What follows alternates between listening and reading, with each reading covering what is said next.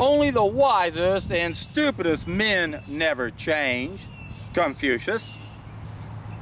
It is the most unhappy people who most fear change, McLaughlin.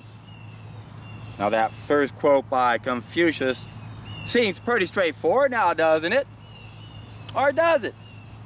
Because if you don't have knowledge of how to live, if you don't know that cooking is the fall of mankind and is the root cause to virtually every problem we face on this species, then you're not wise at all.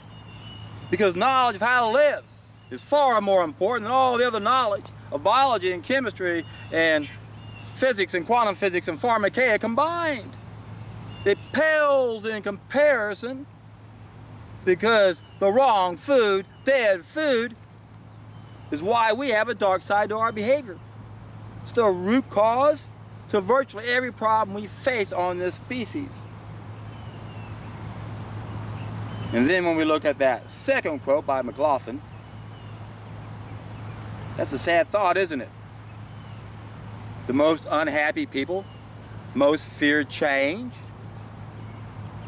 If that's really true, then what's a person to do? Well, we all know the first step is always the hardest on any journey. We all know making the decision's the hardest part. And my approach ties in with Nietzsche. He who bears a strong enough why, or he who has a strong enough why can bear any how. The motivation comes from understanding the consequences, but is that really enough? Change is so hard for people. And for some of us, we don't have a say in the matter, do we? If we come down with a diagnosis of cancer or heart disease or diabetes or arthritis, most of us don't know what to do. Most of us get sucked into the medical corral, not realizing they don't have the answers and that the solution lies within us. And again, change is difficult. Psychologically, it's hard to break away from the herd. It's hard not to just glide with the stream of the crowd, isn't it? But that's kind of what we're up against. And again, sometimes we're forced into change. Things are going to happen to us. We were diagnosed with cancer. Now we got to look at our treatment options. What are we going to do? Are we going to go the traditional route? Do we put trust and faith in these people? And what about natural disasters? What about what we're going through here in Houston with Hurricane Harvey? September 11th today. Harvey came in the last week of August. Been here 18 days now. It's causing a lot of problems for people here in Houston. A lot of people are inconvenienced, to say the least. And I got out of it pretty luckily, or pretty good compared to the rest of us. Most of us, I should say. A lot of us. A lot of people didn't get affected at all. Maybe got a week off from work and it was a vacation for them. But there's way too many people have lost a lot during this natural disaster that might have been influenced by man once it got started. I've been driving around, look at the damage done, and it's just devastating to see what people have lost. Their possessions. So what happens when we have adversity? That's when we count our blessings.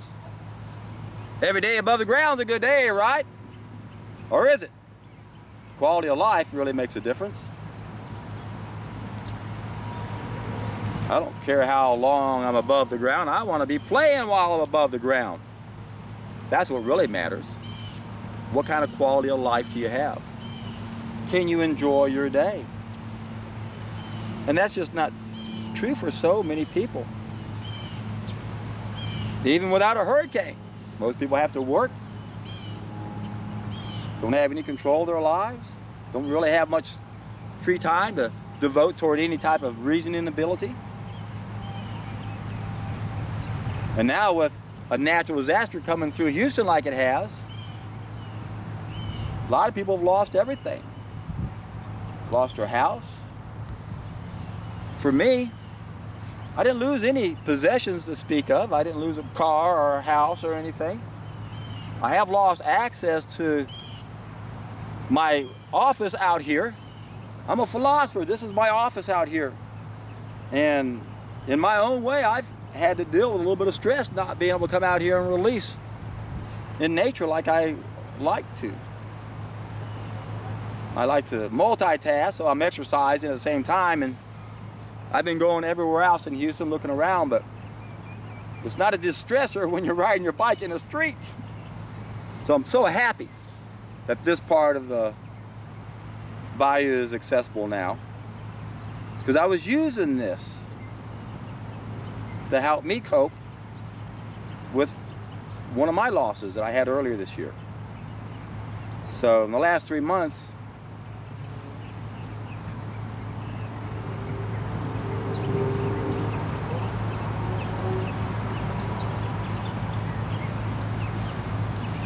I've had to deal with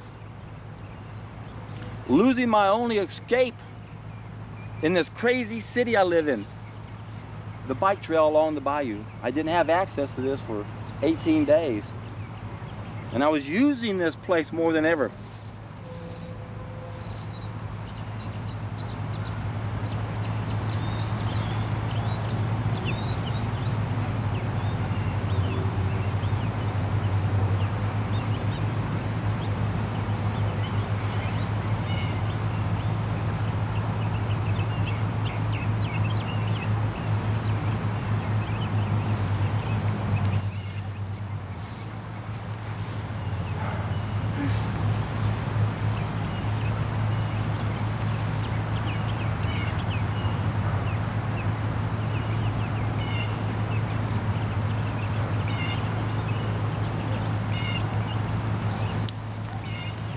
To help me deal with the biggest loss I've had in a long time. I lost my best companion 3 months ago in one day.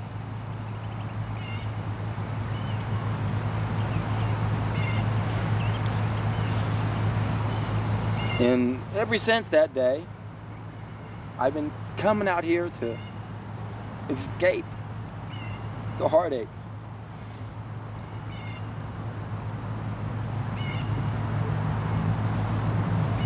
So I've been coming out here twice a day, pouring myself into nature.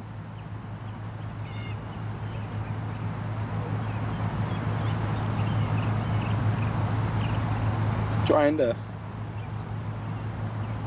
deal with my heartache.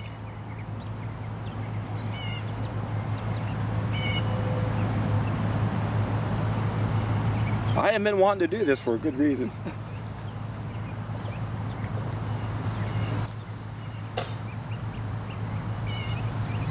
Excuse me. There's just no way to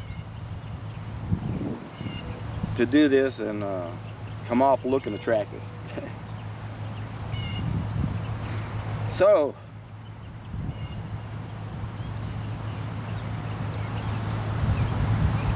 I've been dealing with a heartache.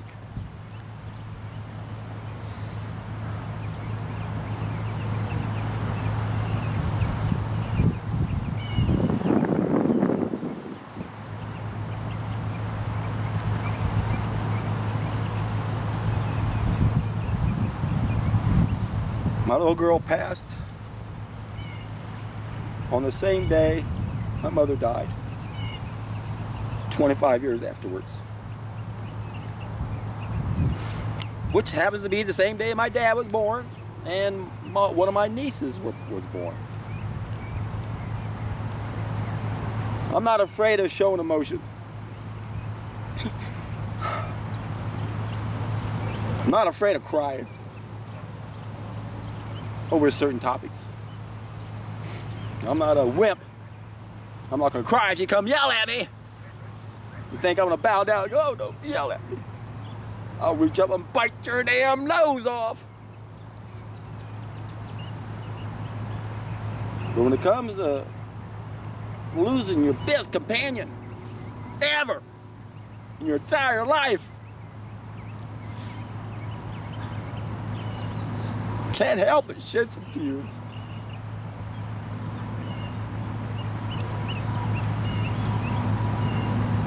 So I'm really thankful that part of this bayou is finally open and I can come out and pretend I'm not in a big city.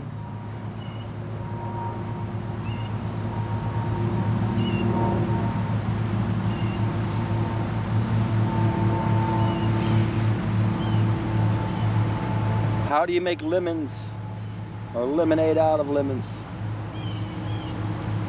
You know, I intellectualized my dog's death early on, and it was pretty easy to intellectualize about it. But a month later, 2 months later, 3 months later,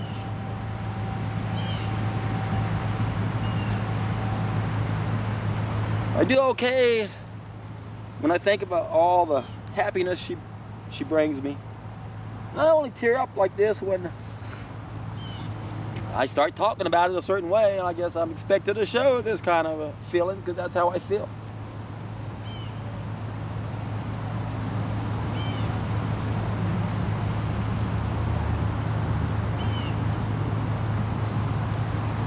Yeah, we got to count our blessings, don't we? We have to take inventory. Glad I'm above the ground. Glad I got my health. And this is what saddens me so much when I see all the destruction in the city and I realize what people have lost.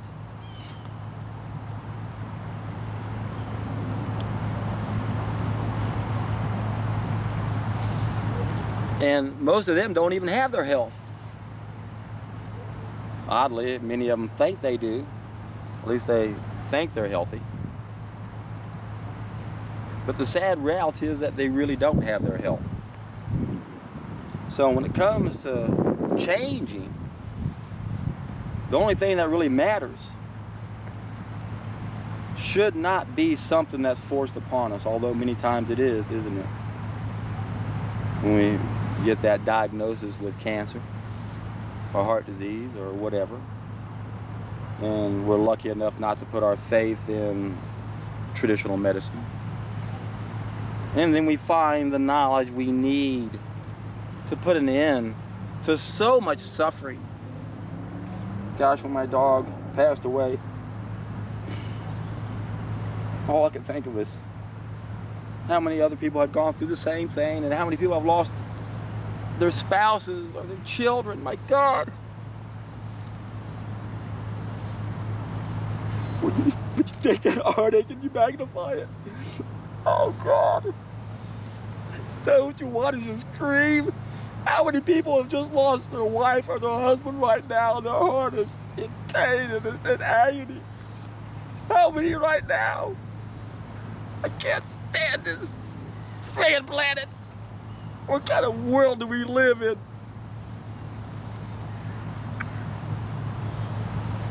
Doctors are so friggin' clueless.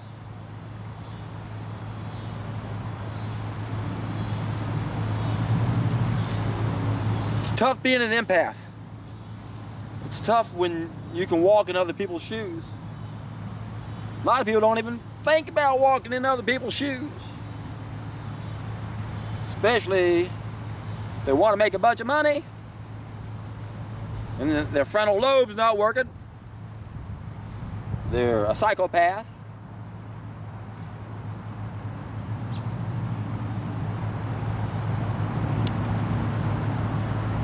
My friends, when you think about how many children are dying every day, 40,000 every day, when you think of how many people are dying of heart disease and cancer and how many loved ones are affected by that, and you magnify it, and you magnify it, and you magnify it, this planet is just oozing in this negative vibrational energy. It's just sickening. It's sickening. And it's needless. It's all needless. Even my dog's passing was needless. She died of complications from diabetes, which she got from being over-vaccinated. And this is still going on. And now they're coming out. and trying to say that mothers who don't vaccinate their children are criminals. People that come out and talk bad about vaccines should be hanged. And stupid people are reading this crap in the newspaper and they buy into it. I'm telling you, my friends, never before in the history of mankind is it time for us to wake up from this madness. We've got to put an end to the medical system that's controlling us right now. It's all around health. That's what Yusuf Mullins figured out. Death by injection. He understood that all conspiracies were satanic and it all centered around medicine. It's the one profession that has the power of life and death. They can vaccinate us when we're young. Guarantee we'll be sick forever. We got to put an end to this. We got to be the change that we wish to see. We got to help people realize there's only one type of knowledge we need. It's how to live. We got to correct the fall of mankind. Got to stop cooking our food. That's not easy. Take a solid food vacation on water or juices. See what happens. Guarantee you, my friends, when you can do that, you're in for a treat.